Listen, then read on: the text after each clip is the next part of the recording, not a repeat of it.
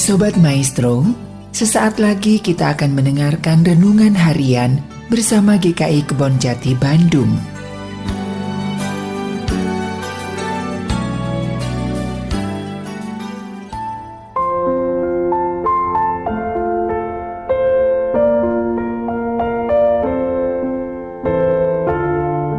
Shalom Bapak Ibu.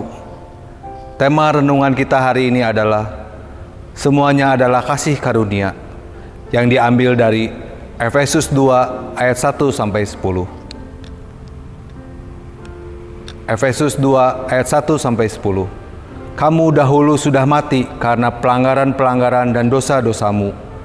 Kamu hidup di dalamnya karena kamu mengikuti jalan dunia ini, karena kamu mentaati penguasa kerajaan angkasa, yaitu roh yang sekarang sedang bekerja di antara orang-orang durhaka.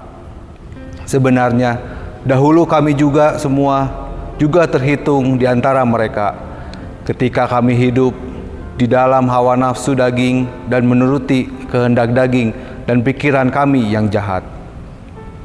Pada dasarnya, kami adalah orang-orang yang harus dimurkai, sama seperti mereka yang lain.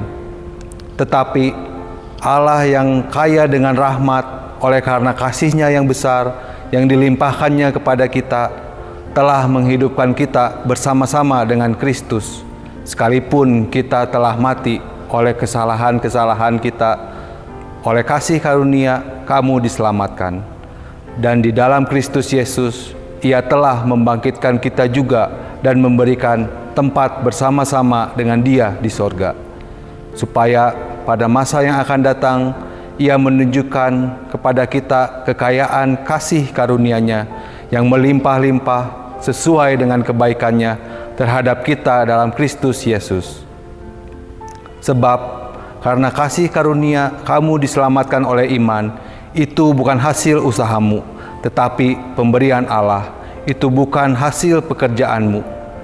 Jangan ada orang yang memegahkan diri, karena kita ini buatan Allah, diciptakan dalam Kristus Yesus untuk melakukan pekerjaan baik yang dipersiapkan Allah sebelumnya.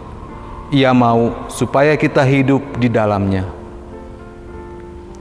Setiap karya yang diciptakan dengan suatu tujuan, demikian juga dengan keberadaan kita manusia.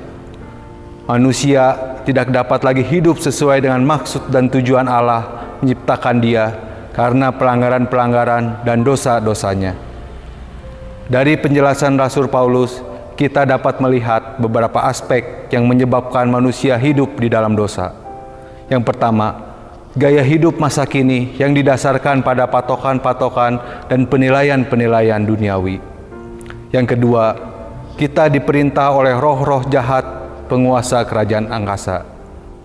Yang ketiga, kita dikuasai hawa nafsu daging dan selalu ingin memenuhi kehendak dan pikiran manusia lama.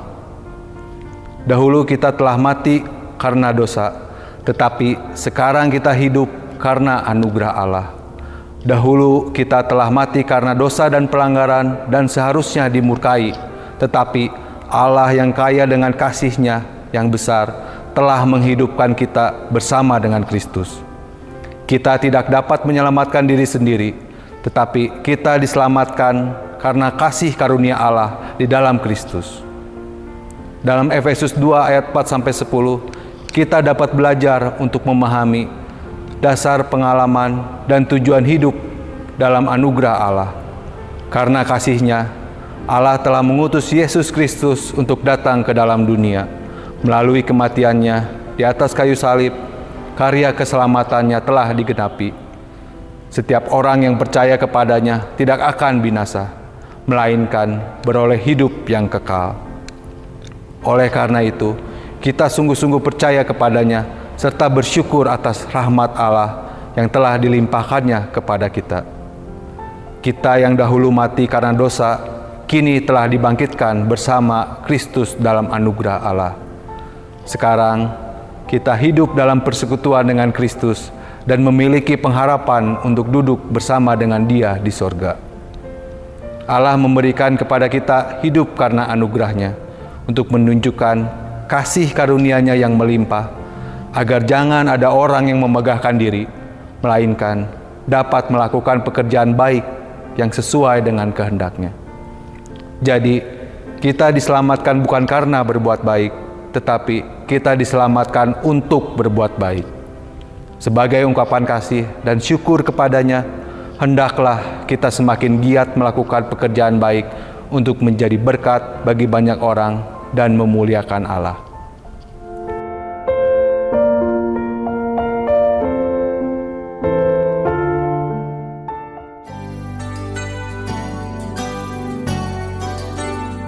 Sobat Maestro, baru saja Anda mendengarkan renungan harian bersama GKI Kebon Jati Bandung. Tuhan Yesus memberkati.